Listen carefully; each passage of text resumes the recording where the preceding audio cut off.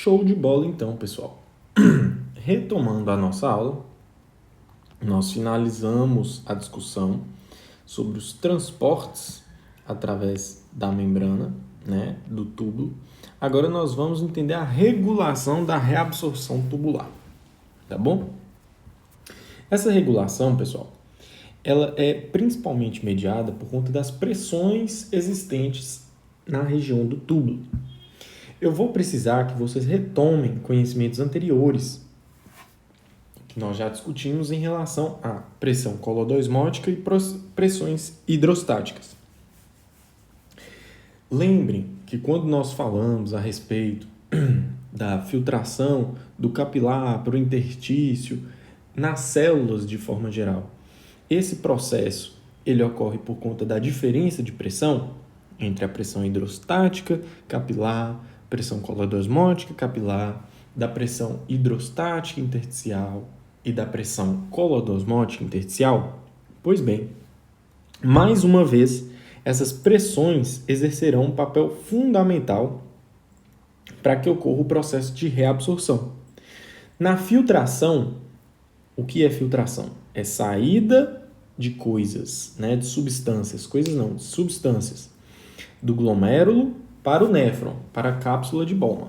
Na filtração, você terá uma força efetiva de filtração na qual impugnará na saída de substâncias do capilar em direção ao néfron, a cápsula de Bowman, né? Já aqui onde, para vocês se situarem, na região dos capilares peritubulares, né? Ou, no caso, dos capilares justaglomerulares que formam a vasa recta, nós teremos uma força efetiva para ultrafiltração. Lembra que ultrafiltração é a mesma coisa que reabsorção. Eu falei isso para vocês.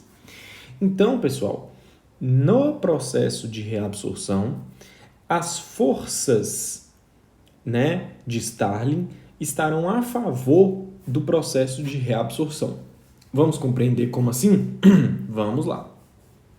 O capilar peritubular ele é formado após a arteríola aferente, né?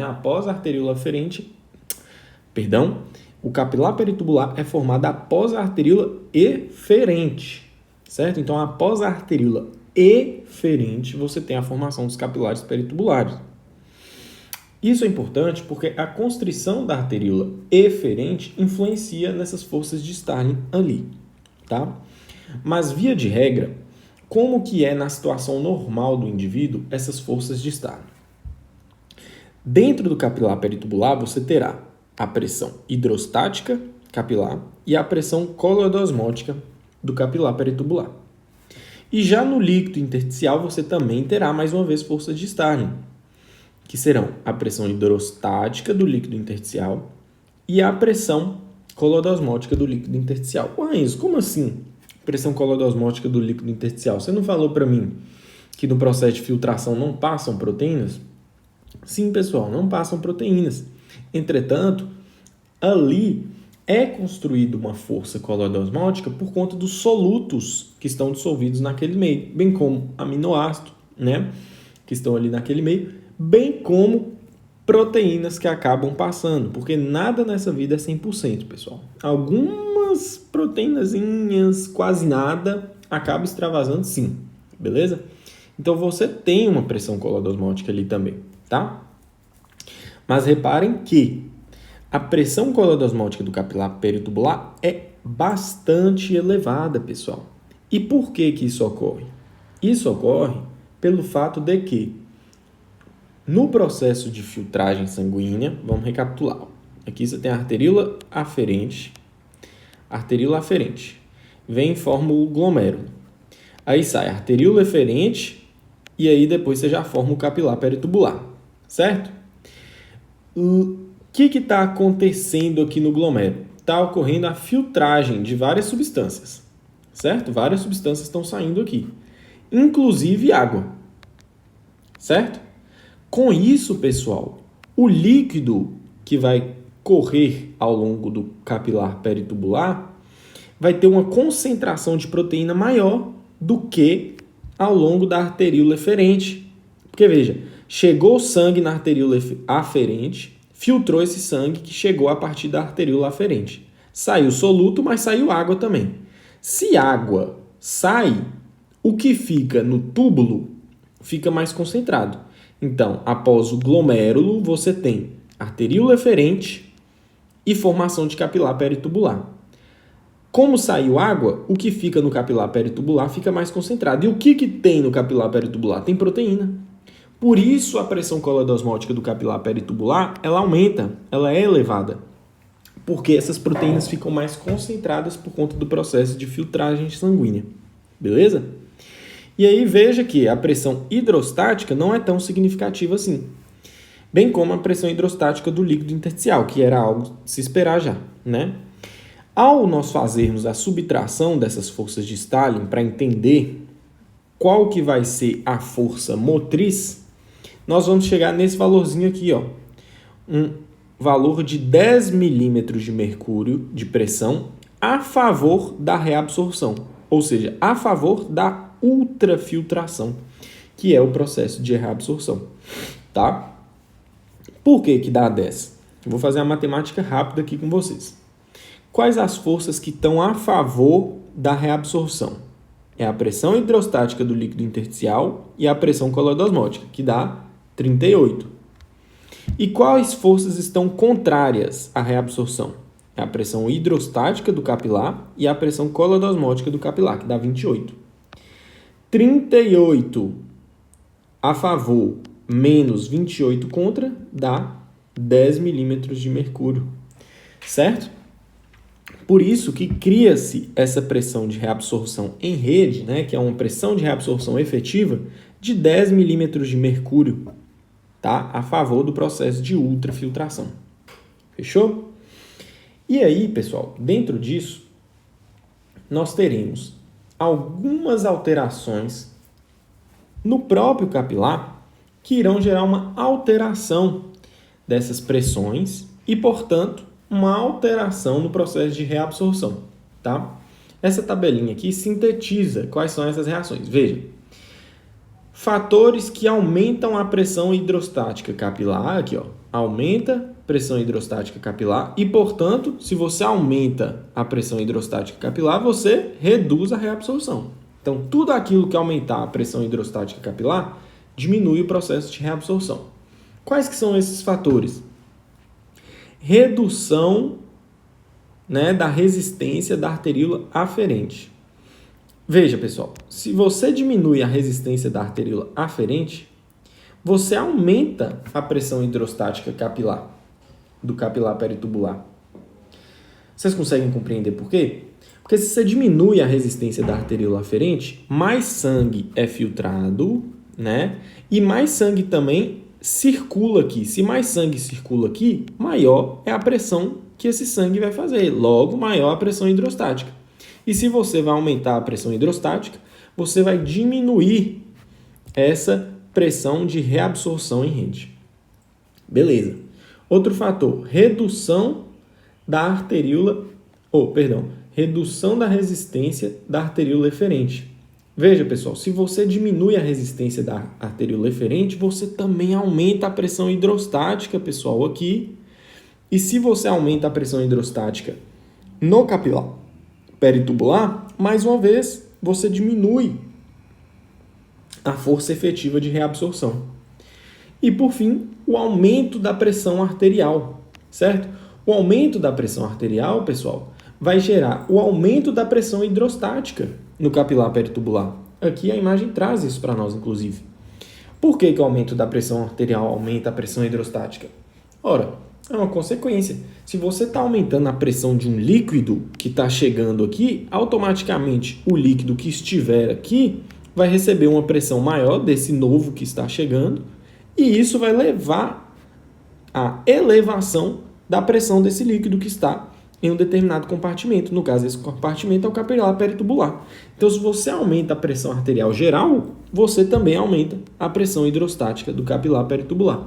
E se você aumenta a pressão hidrostática do capilar peritubular, você diminui a força efetiva de reabsorção. Isso tem que estar muito lógico na cabeça de vocês, pessoal. Por quê? Vamos entender? Porque, mais uma vez, A pressão hidrostática do capilar tubular, pessoal, ela é uma força que está tentando fazer que líquido saia do capilar peritubular, certo? Ela é uma força para fora do capilar peritubular. Isso que é pressão hidrostática, por isso que eu falei que vocês precisam estar com a aulinha de forças de Starling muito bem fixada na cabeça de vocês. Então, a pressão hidrostática do capilar tubular, ela está tentando fazer com que o líquido saia do capilar peritubular, certo? Enquanto a pressão colodosmótica do capilar tubular, ela está tentando fazer que o líquido entre para dentro do capilar peritubular, porque é uma pressão criada por proteínas. Então, essa proteína está querendo que água entre, líquido entre, para diluir essas proteínas. Por isso, ela é uma força a favor da reabsorção. Ela quer que líquido entre. Enquanto a pressão hidrostática, não. Ela está querendo que líquido saia do capilar tubular. Então, ela é contra o processo de reabsorção. Já a pressão hidrostática do líquido intersticial, ela é uma pressão que quer que líquido saia do líquido intersticial. Por isso, ela é a favor do processo de reabsorção. E, por fim, a pressão colodosmótica do líquido intersticial, ela é criada por quem? Criada por proteínas ali. Logo, é uma pressão que está querendo que líquido entre para dentro do espaço intersticial para diluir essas proteínas. Então, ela é contra o processo de reabsorção, pessoal. Entenderam? É por isso que tudo aquilo que aumentar a pressão hidrostática capilar vai diminuir a força efetiva de reabsorção. Por quê? Porque a pressão hidrostática está tentando fazer que líquido saia. Logo, é contrária à reabsorção. E aí, se você vem e aumenta essa força, você dificulta ainda mais o processo de reabsorção. Entenderam? Certinho. Agora, pessoal, nós vamos entender o porquê que o aumento da pressão a pressão colodosmótica do capilar aumenta o processo de reabsorção, né? Então, tudo aquilo que aumentar a pressão colodosmótica aumenta o processo de reabsorção, certo? Vamos ver se é isso mesmo. Pressão capilar aumenta a reabsorção. Aumento da PA vai gerar um aumento da PC. Aumento da PC. Não, essa imagem aqui, ela tá incorreta, pessoal. Eu vou encontrar aqui a imagem correta para nós. Porque essa imagem, de fato, imaginei. Essa imagem aqui tá incorreta, pessoal. Peço desculpas para vocês, tá? Eu já sabia que esse aqui ia estar errado. Esse P aqui, ó, tá errado, tá? Isso aqui é pressão colodosmótica. E pressão colodosmótica capilar, você tem que colocar um π. Você não pode vir com um P, porque se você colocar P, é pressão hidrostática. Então, essa imagem aqui, ela não está facilitando o entendimento. Certo? Então, vamos lá. Retomando. Imagine que aqui está um π, tá? Ou seja, o que essa imagem está trazendo? Tudo aquilo que aumenta a pressão colodosmótica, que é essa aqui, aumenta também a reabsorção. E é fácil de se imaginar, né? Por quê? A pressão colodosmótica quer que o líquido entre. Então, se você aumenta ela, ela vai forçar mais ainda o líquido a entrar. Logo, favorece a reabsorção. Beleza. Então, um aumento da pressão colodosmótica arterial, isso aqui é um π também, tá? Aumento da pressão colodosmótica arterial aumenta a pressão colodosmótica do capilar peritubular. Ora, por que isso? Se você está aumentando a pressão colodosmótica arterial, isso significa que você está tendo mais proteína no seu sangue. Por exemplo, a partir de uma ingesta elevada de proteína. Se você está tendo muita proteína no seu sangue, essa proteína ela é distribuída para todo o corpo, e inclusive para o capilar peritubular. Então, quando você aumenta a concentração de proteína no sangue arterial, você aumenta a concentração de proteína também no sangue peritubular, do capilar peritubular. O aumento da concentração de proteína no capilar peritubular gera o aumento da pressão colodosmótica no capilar peritubular e, consequentemente, aumenta a força de reabsorção. Show de bola? O que mais? Quando você aumenta a fração de filtração, você aumenta a pressão colodosmótica do capilar peritubular. Por quê? Quanto mais água você filtrar aqui no glomérulo, mais concentrada a proteína no capilar peritubular fica. Se mais concentrada a proteína no capilar peritubular fica, maior a pressão colodosmótica. Quanto maior a pressão colodosmótica, maior a força de reabsorção. Beleza? E por fim, a gente tem que o aumento no KF, que é a constante de filtração, aumenta a reabsorção. Por quê?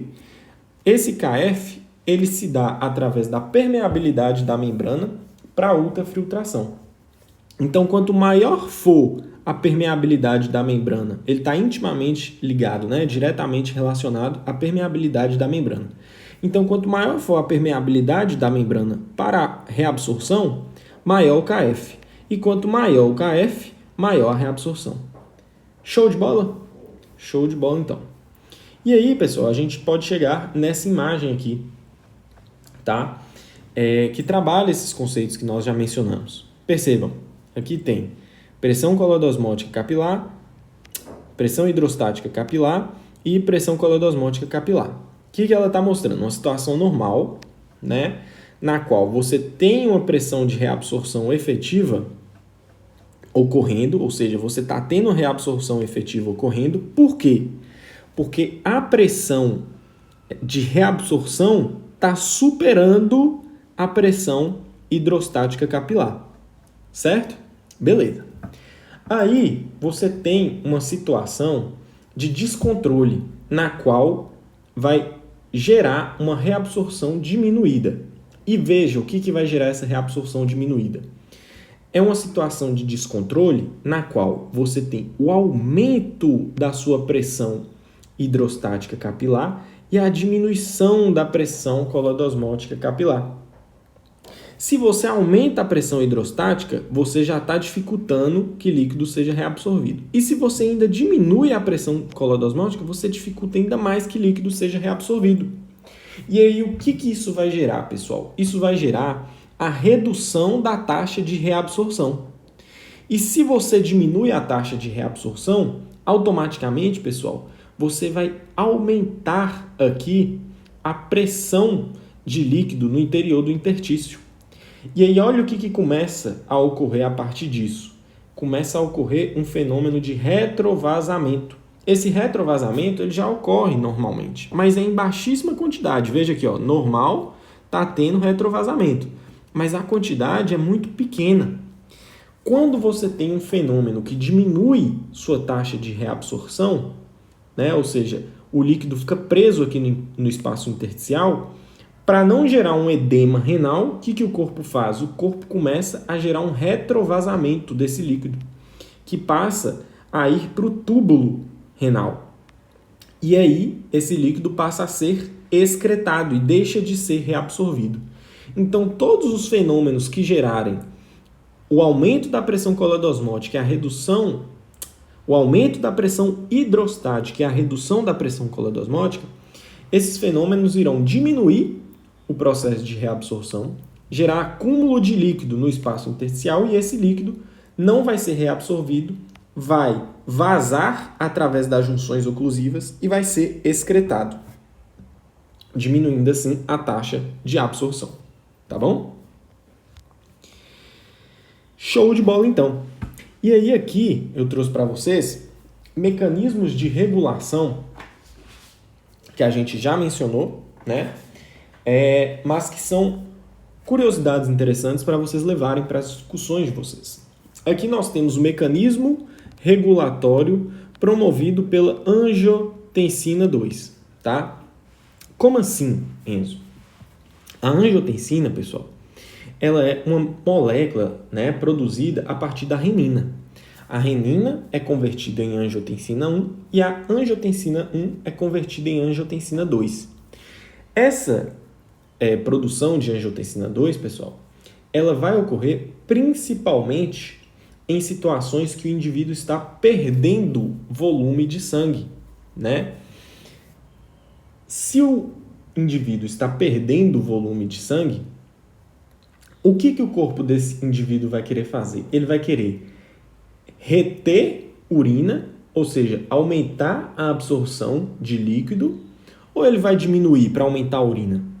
Com certeza, pessoal, esse indivíduo ele vai querer reter urina para aumentar o volume de plasma circulante, não é? Então, todo indivíduo que tiver perda de volume sanguíneo ou então hipotensão, né, gerado por um volume insuficiente, ou seja, às vezes ele não está perdendo volume, mas ele precisa aumentar o volume para que, através do mecanismo de Frank-Starling, ele aumente a frequência de bombeamento cardíaco, né? Então, qualquer uma dessas duas situações vai gerar a produção de angiotensina 2. E essa angiotensina 2, ela contribui para o processo de reabsorção tubular. Como que ela faz isso? Ela vai fazer isso ao longo do túbulo proximal, ao longo das alças de Henle, ao longo do túbulo distal e ao longo do túbulo coletor. Ao longo de todos esses túbulos ela faz isso. E como, Enzo, que ela vai agir? Ela vai agir tanto através da membrana luminal quanto através da membrana basal. Através da membrana luminal, ela estimula um contratransportador chamado contratransportador sódio-hidrogênio. A angiotensina vem aqui na membrana luminal e fala assim, ó, contratransportador, aumenta aí a atuação do contratransportador, aumenta aí a sua atuação. Manda mais sódio para dentro da célula, fazendo com que hidrogênio saia. Por que que a angiotensina está fazendo isso? Porque ao puxar sódio para dentro da célula, pessoal, ela aumenta também a reabsorção de água, que é justamente a intenção dela. Ela não está querendo só sódio, ela quer trazer o sódio para que o sódio traga água para junto de si, certo? Ao mesmo tempo, a angiotensina aumenta a atuação da bomba de sódio e potássio. A bomba de sódio e potássio manda sódio para o líquido intersticial. Com isso, a água também vai junto. Então, ela resolve o problema dela, que ela está aumentando ainda mais a reabsorção de água. E além da bomba de sódio e potássio, a angiotensina também ativa, né, amplia a atuação de um cotransportador na membrana basal, que é o cotransportador de sódio e bicarbonato. Esse cotransportador, para cada sódio que ele manda para o líquido intersticial, ele manda um bicarbonato. E a angiotensina, ela aumenta a atividade desse cotransportador. Para quê? Para que mais sódio venha para a região do líquido intersticial, com isso, mais água venha atrás desse sódio e, com isso, mais água possa ser reabsorvida pelo capilar peritubular, certo? Para quê? Para que essa água saia do capilar peritubular, vá para a veia renal e da veia renal caia lá no átrio direito para aumentar o volume sanguíneo circulante e aumentar a frequência cardíaca através do mecanismo de Frank-Starling, tá? Show de bola? Show de bola. Então, a angiotensina ela age dessa maneira. Ela aumenta a secreção, ela aumenta, confunde não, a angiotensina 2 aumenta a reabsorção de sódio, pessoal, tá bom?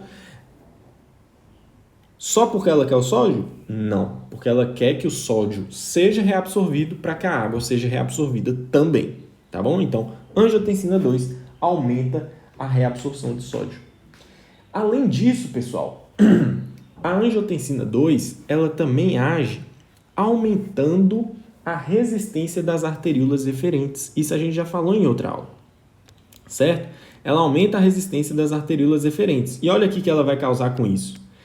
Ao a angiotensina aumentar a resistência da arteríola eferente, que está aqui, ao ela fazer isso, o que vai ocorrer?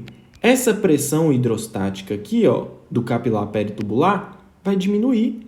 Porque se a resistência aqui em cima está aumentando, menos sangue vai passar. E se menos sangue vai passar, a pressão de líquido que esse sangue faz diminui. E a pressão de líquido é justamente a pressão hidrostática do capilar peritubular. Então, a constrição da arteríola eferente gera redução da pressão hidrostática do capilar peritubular. E a redução da pressão hidrostática do capilar peritubular faz o quê? Aumenta a taxa de reabsorção. Então, ela, além de reabsorver sódio para o sódio trazer água, ela ainda aumenta a força efetiva de reabsorção para que mais solutos possam ser reabsorvidos. E por fim, pessoal, essa angiotensina ela tem um efeito de aumentar a secreção de aldosterona, né? Não à toa o sistema chama renina, angiotensina, aldosterona. E vocês lembram o que a aldosterona faz? A aldosterona aumenta ou otimiza a atuação, a ativação, a atuação mesmo da bomba de sódio e potássio, que está presente lá nas células principais do túbulo distal final do túbulo coletor cortical, certo? Então, quando você aumenta a atividade dessa bomba de sódio e potássio nesses túbulos, mais sódio vai ser reabsorvido lá naquela região e automaticamente mais água vem junto desse sódio. Tá vendo? Então, são os 3 efeitos da angiotensina 2. Ela age aumentando a liberação de aldosterona pelas glândulas adrenais, pela adrenal. Ela gera a constrição da arteríola eferente, que aumenta a força de reabsorção. E ela ainda ativa todos esses transportadores para aumentar a reabsorção de sódio, favorecendo assim o processo de reabsorção e aumento do volume sanguíneo circulante, tá bom? Show de bola. E aqui, pessoal, a gente tem a arginina vasopressina, nessa segunda imagem aqui, ó, arginina vasopressina. Vocês lembram quem que é essa arginina vasopressina? Não? Lembram sim. É o ADH, é a mesma coisa, pessoal, hormônio antidiurético. O hormônio antidiurético ele também é fundamental para o processo de regulação da reabsorção. Como que esse hormônio antidiurético vai fazer, pessoal? Como que ele vai agir?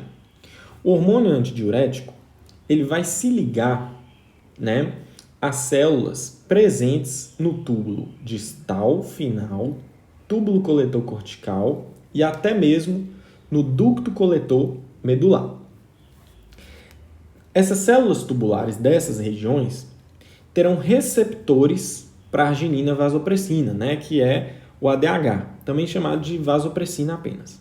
Quais receptores são esses? São receptores do tipo V2, né? V2.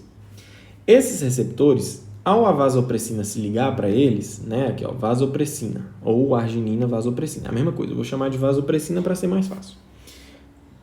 Ao a vasopressina se ligar a eles, eles estão acoplados a uma proteína do tipo GS.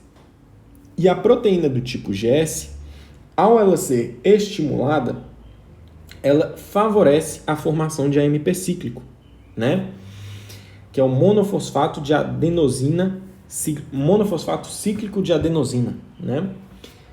E aí, pessoal, quando ocorre a formação de AMP cíclico, esse AMP cíclico, por sua vez, ativa uma proteinocinase do tipo A, né, que é uma enzima.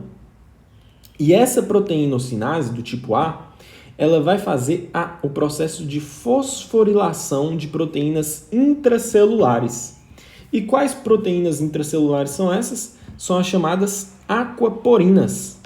E quando essas proteínas intracelulares estão fosforiladas, elas podem ser transportadas para a membrana luminal. Então, olha que interessante. O ADH, ou vasopressina, se liga ao receptor na membrana basal dele. Esse receptor é do tipo V2. Esse receptor, quando ligado à vasopressina, ativa uma proteína do tipo S. Essa proteína do tipo GS vai favorecer a transformação do ATP em AMP cíclico. Quando ocorre a formação de AMP cíclico, esse AMP cíclico ativa enzimas do tipo proteinocinase A e essas enzimas vão favorecer o processo de fosforilação proteica de moléculas intracelulares, certo? De proteínas intracelulares, beleza? E aí, quais as proteínas que serão essas? Serão as aquaporinas do tipo 2. As aquaporinas do tipo 2, quando fosforiladas, elas vão parar lá na membrana luminal. E aí elas se agrupam entre si, né? Uma aquaporina liga com outra aquaporina, que liga com outra aquaporina, forma então uma molécula só, e essa molécula só vai se ligar à membrana luminal, formando um canal. E para que a gente quer esse canal, Enzo?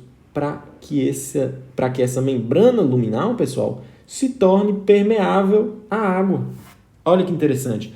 Eu não falei para vocês que o túbulo distal, o túbulo coletor cortical, o ducto coletor medular são hipermeáveis à água, exceto na presença do ADH ou vasopressina?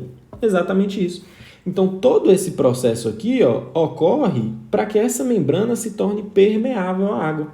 A partir desse momento, essa membrana se torna permeável à água e a água, então, pode entrar para dentro da célula tubular e depois sair dela através de outras moléculas de aquaporina, que é a aquaporina 3 e a aquaporina 4. Veja que a aquaporina que vai estar presente no lúmen tubular é a aquaporina do tipo 2. E a aquaporina que vai tirar a água de dentro da célula para que ela possa ir em direção ao líquido intersticial renal é a aquaporina do tipo 3 e a aquaporina do tipo 4, tá bom? Então é assim que o ADH age, promovendo o aumento da permeabilidade à água. E aí essa água vai entrar por conta que aqui vai ser um meio rico em solutos, né? Dentro da célula vai estar rico em solutos, no líquido intersticial renal vai estar rico em solutos, então essa água vai para onde tem muito soluto para ela tentar diluir aquele soluto. Então ela é atraída por um gradiente de concentração, tá bom? Show de bola então, tá falado. Agora nós podemos entrar, pessoal, no processo de excreção de potássio, tá bom? O potássio a gente já mencionou, né? Onde o potássio é reabsorvido. O potássio é 65% reabsorvido no túbulo proximal, cerca de 27% reabsorvido no túbulo na alça de Henle. No túbulo distal, esse potássio é secretado e no ducto coletor medular ele é secretado também. Então, se a gente fizer o cálculo certinho, a gente vai perceber que 92% do potássio é reabsorvido, certo? Deixando então 8% do potássio no túbulo. Só que na região do túbulo distal e no ducto coletor, cerca de mais 4% do potássio é secretado, ou seja, mandado para dentro do túbulo. E aí esses 4% vão somar com os 8% que já estavam ali, gerando uma excreção de 12% de potássio na urina. Por isso que eu falei que cerca de 87% do potássio apenas, 87,5%, né, é reabsorvido, o resto é excretado na urina. E como que ocorre esse processo de excreção de potássio, né, pessoal? Por que ocorre? O processo de excreção de potássio é porque o potássio é um íon que tem a capacidade de alterar os potenciais elétricos de membrana, gerando parada cardíaca, em casos mais graves, né, parada ou fibrilação, e em casos menos graves, pode gerar arritmias cardíacas, né, mas que ainda assim é um problema considerável. Então, a alteração de 0,3 miliequivalente de potássio já tem essa capacidade de começar a promover alterações nos potenciais de membrana, tá, gerando desregulações. Então, o seu potássio precisa estar regulado certinho no corpo. Quando o corpo vê que tem muito potássio, ele aumenta a excreção de potássio. Agora, quando ele vê que está de boa, aí ele não aumenta a excreção, tá? Como que esse potássio é excretado? O primeiro passo para esse potássio ser excretado, pessoal, como eu falei, ele vai ser excretado onde? No túbulo distal final, no túbulo coletor cortical e no ducto coletor medular. São as regiões esse potássio vai ser excretado, porque a gente já viu ele sendo reabsorvido, agora a gente vai entender ele sendo excretado. Nessas regiões, nós teremos as células principais e as intercaladas. Quem faz a excreção de potássio? Células principais. Elas puxam um sódio para dentro na medida que manda um potássio para fora delas. Lembra que nós falamos isso? Pois bem. Então, a excreção de potássio vai ocorrer nas células principais. O primeiro passo é a ativação da bomba de sódio e potássio, que vai estar puxando um sódio para o líquido intersticial, enquanto secreta um potássio para o interior da célula principal. Como a concentração de potássio no interior da célula principal vai estar aumentada, né, graças à atuação da bomba de sódio e potássio, esse potássio ele vai difundir para o lúmen tubular por conta de um gradiente químico, né? Um gradiente de concentração criado. Se aqui a concentração de potássio está maior do que aqui, esse potássio ele vai se destinar para onde a concentração dele está menor, tá bom? E isso ocorre através de canais de potássio existentes na membrana luminal, tá bom? E mais uma vez, pessoal, aqui também vai estar ocorrendo a reabsorção de sódio, né? Nós já falamos isso. As células principais reabsorvem o sódio na medida em que secretam o potássio. E por que o sódio está entrando? Porque a concentração de sódio aqui dentro está diminuindo, já que você tem uma bomba de sódio e potássio mandando sódio para fora da célula. Então, a concentração de sódio dentro da célula diminui e de potássio aumenta. Isso estimula a saída de potássio para o lúmen tubular e a entrada de sódio para o lúmen tubular, tá bom? Esse ENaC aqui, pessoal, nada mais é do que Channel Sódio Epithelial, né? Então, canal epitelial de sódio. É isso, tá bom? Beleza. Dito isso, quais são os fatores que ampliam a excreção de potássio? Olha, o aumento da ingestão de potássio é o principal deles, né? O aumento da concentração de potássio. Quando você tem um aumento da concentração de potássio, da ingestão, você aumenta a concentração plasmática de potássio.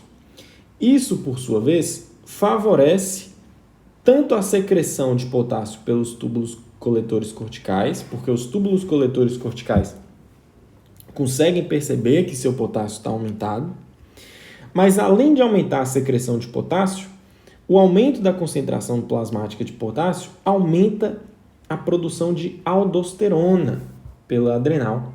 Existe um sistema de feedback na adrenal que percebe o aumento da concentração plasmática de potássio e esse sistema de feedback vai gerar, como resposta, o aumento da produção e concentração sanguínea de aldosterona, tá?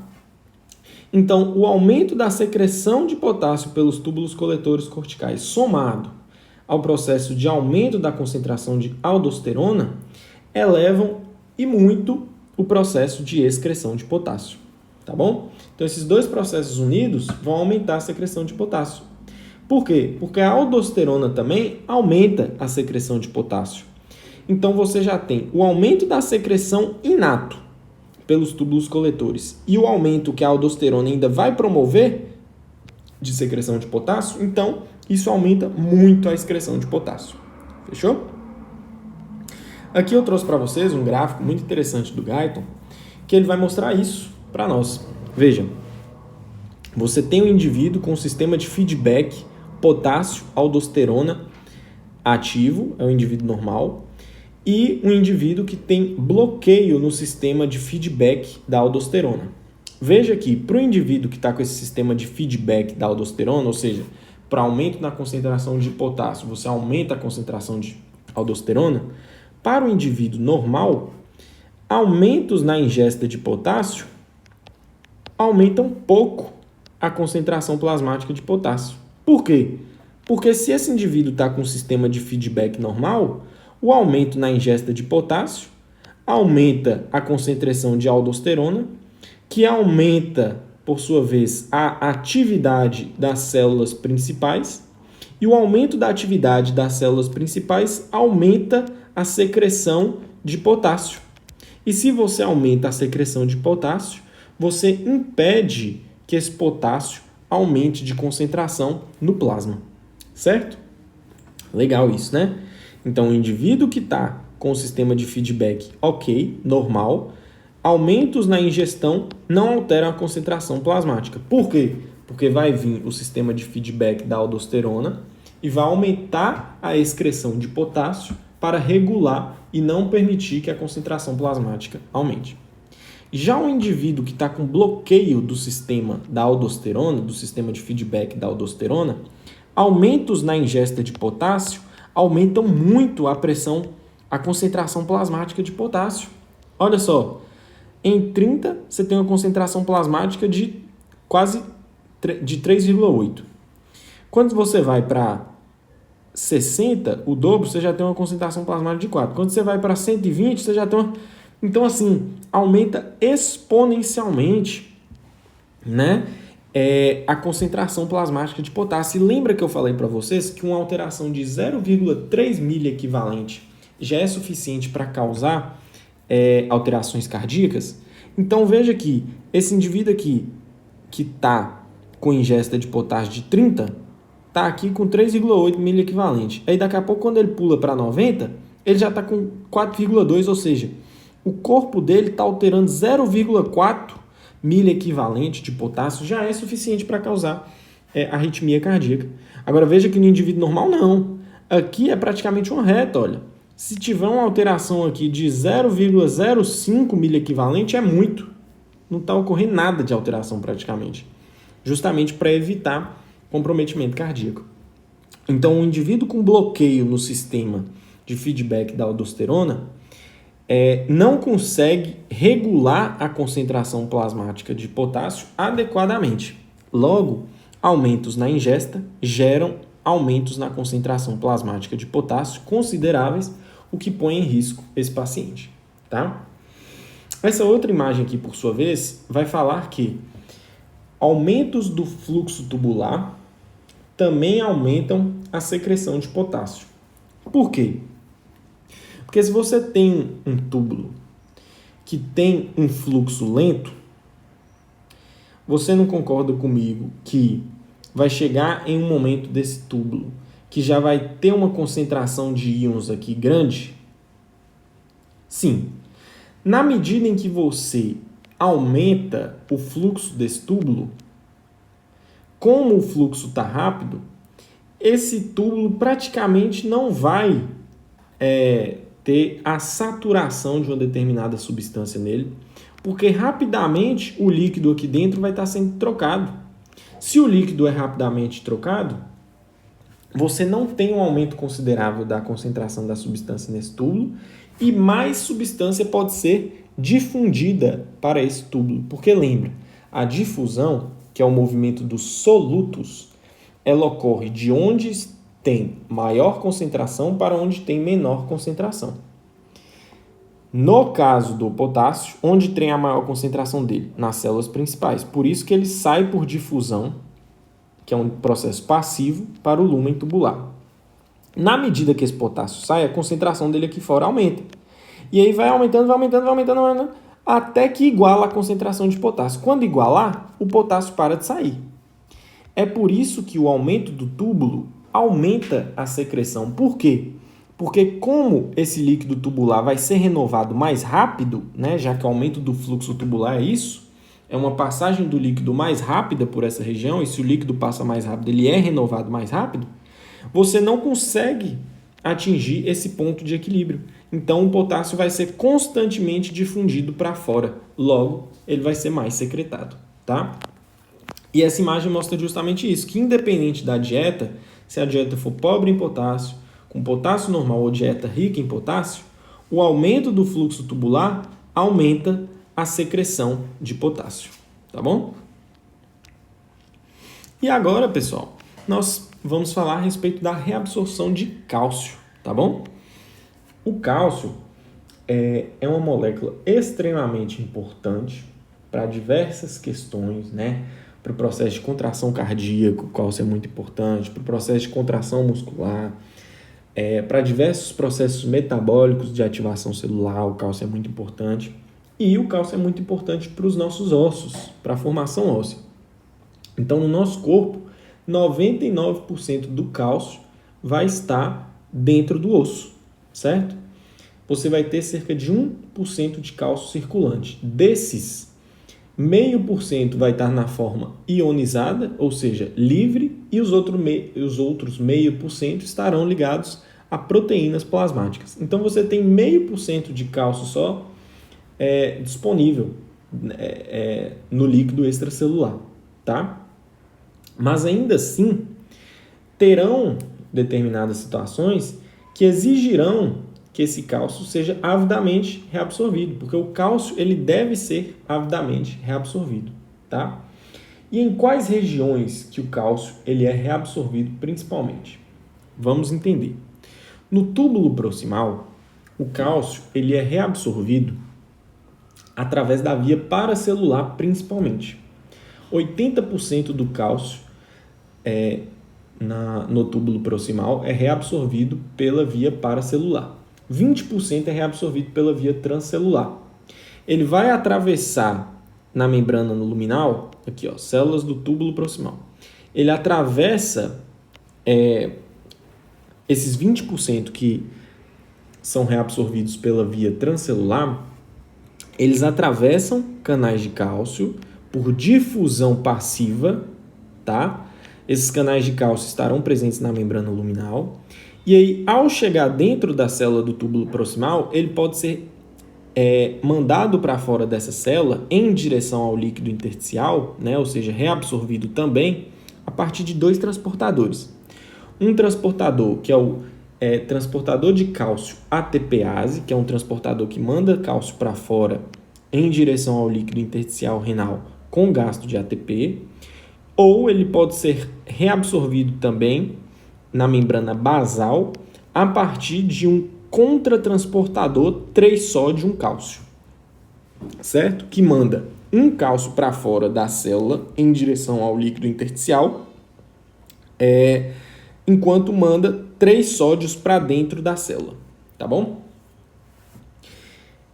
Beleza, então no túbulo proximal funciona dessa forma. 80% pela via paracelular, olha aqui, ó, o cálcio entrando pela via paracelular. E por que isso ocorre, Enzo? Por conta daquilo que eu expliquei para vocês. O cálcio é um íon positivo e o interstício do túbulo proximal é mais eletronegativo do que o lúmen tubular. Então, ele vai ser atraído por essa carga mais negativa. Além do que, na medida em que a água é reabsorvida, ocorre aumento da concentração de cálcio no lúmen tubular, o que favorece também a sua difusão para uma região que tenha menor concentração de cálcio, que é a região do líquido intersticial renal.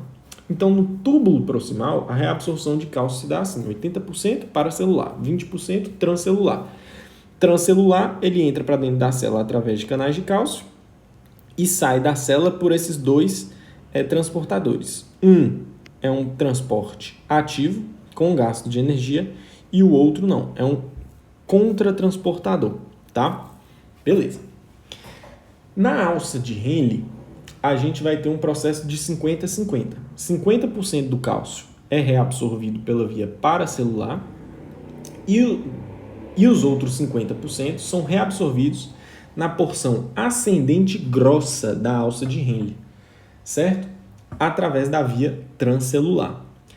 Porém, na alça de Henle e a partir da alça de Henle, esse processo de reabsorção transcelular começa a ser influenciado pelo paratormônio. Guarda essa informação.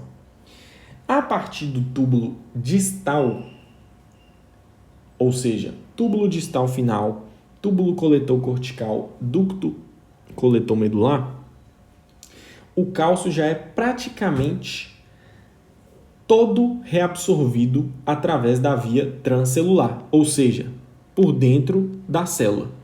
Praticamente mais nenhum cálcio é reabsorvido pela via paracelular, a partir do túbulo distal. Beleza? E aí, mais uma vez, esse processo que ocorre pela via transcelular, ele é fortemente relacionado à ativação do paratormônio, tá bom? Guarde essa informação que nós vamos voltar nisso já já. E aí, o que isso implica para nós, pessoal? Isso implica para nós o seguinte: quando o indivíduo ele tem uma depleção, ou seja, uma diminuição da concentração sanguínea de cálcio, o corpo vai encontrar mecanismos para tentar aumentar a concentração sanguínea de cálcio. Um desses mecanismos é ativando o paratormônio, certo?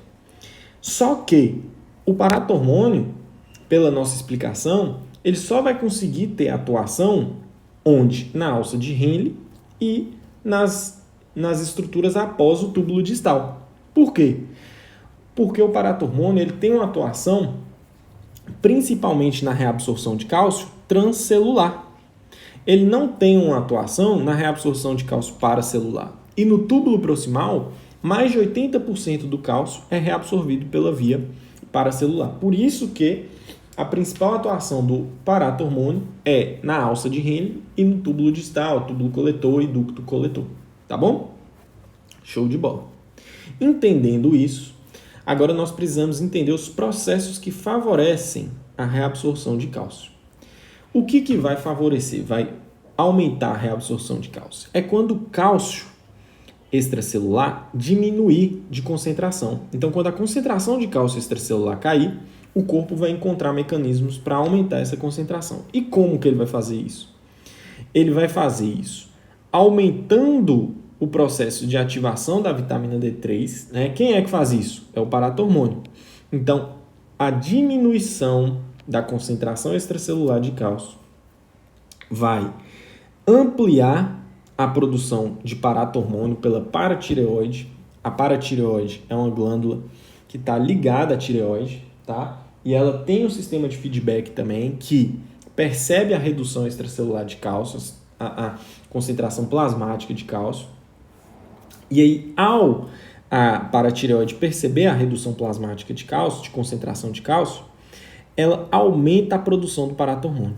Quando ela faz isso, esse paratormônio ele vai ter 3 funções principais. Ele vai aumentar a reabsorção intestinal de cálcio. Como que ele faz isso? Ele ativa a vitamina D na forma ele deixa a vitamina D na forma ativa, né, que é o calcitriol. Ele vai pegar esse calcitriol e deixar na forma ativa, tá? Que é 25,1 D-hidroxivitamina D3, né? Que é a vitamina ativa, beleza? Eu não lembro se eu falei os nomes corretinhos aqui não, mas o importante é que o paratormônio ativa a vitamina D. Quando a vitamina D está ativa, ela vai lá no intestino e favorece a absorção de cálcio intestinal. Então é a vitamina D ativa que possibilita a reabsorção de cálcio intestinal, beleza? Então o paratormônio ele aumenta a reabsorção de cálcio intestinal. Além disso, o paratormônio aumenta a liberação óssea de cálcio. Há um sistema de feedback que é assim. Paratormônio age sobre o osteoclasto e calcitonina age sobre o osteoblasto. Como assim? Osteoclasto e osteoblasto são células de osteoblasto e osteoclasto. São células de mineralização óssea e desmineralização óssea, respectivamente. Então, o osteoblasto mineraliza o osso, enquanto o osteoclasto desmineraliza. E aí, pessoal, o paratormônio ele age ativando o osteoclasto. Então, quando o paratormônio está ativo, quando ele está em alta concentração, ele ativa o osteoclasto. O osteoclasto ativo faz o quê? Desmineraliza o osso. Então, ele diminui a concentração de cálcio do osso. Para quê? Para que esse cálcio saia do osso e vá para a circulação. Para quê? Para que esse cálcio seja usado para os processos metabólicos necessários do corpo. Beleza? Então, quando você tem uma redução do cálcio, da concentração de cálcio plasmática, isso aumenta a produção de paratormônio, que promove a liberação óssea de cálcio, tá? É um dos efeitos, através da ativação de osteoclastos, beleza? E além disso, e por final, o terceiro efeito do paratormônio é o aumento da reabsorção renal de cálcio, que foi o que a gente falou aqui no começo da aula. O paratormônio ele tem esse efeito de aumentar a reabsorção renal de cálcio. E onde que ele consegue exercer esse efeito? Nós já mencionamos. É no túbulo proximal que ele consegue exercer esse efeito? Não. Ele consegue exercer esse efeito na alça de Henle, no túbulo distal, no túbulo coletor e no ducto coletor. Beleza? É lá que o paratormônio vai aumentar a reabsorção renal de cálcio, favorecendo assim que cálcio saia do lúmen tubular, entre para dentro da célula e aqui dentro da célula, que ele vai adentrar através de canais de cálcio, ele saia da célula para o líquido intersticial, para que aí sim ele possa ser reabsorvido para os capilares peritubulares. E ele vai sair da célula do túbulo através de transportador de cálcio ATPase e contratransportador sódio-cálcio. Fechou? Top! E aqui eu trouxe um resuminho dos fatores que diminuem a excreção de cálcio, né? Ou seja, aumentam a reabsorção de cálcio, que são aumento do paratormônio, nós já falamos, diminuição de volume de líquido extracelular, diminuição da pressão sanguínea, aumento do fosfato plasmático, certo? Alcalose metabólica, vitamina D3, todos esses fatores diminuem a excreção, ou seja, aumenta a reabsorção. E o que aumenta a excreção de cálcio? É o contrário, é a redução do paratormônio, aumento de volume extracelular, aumento da pressão sanguínea, diminuição do fosfato e acidose metabólica, tá bom? Show de bola, pessoal. Eu vou pausar essa aula aqui e já vou começar a outra para a gente finalizar esse assunto.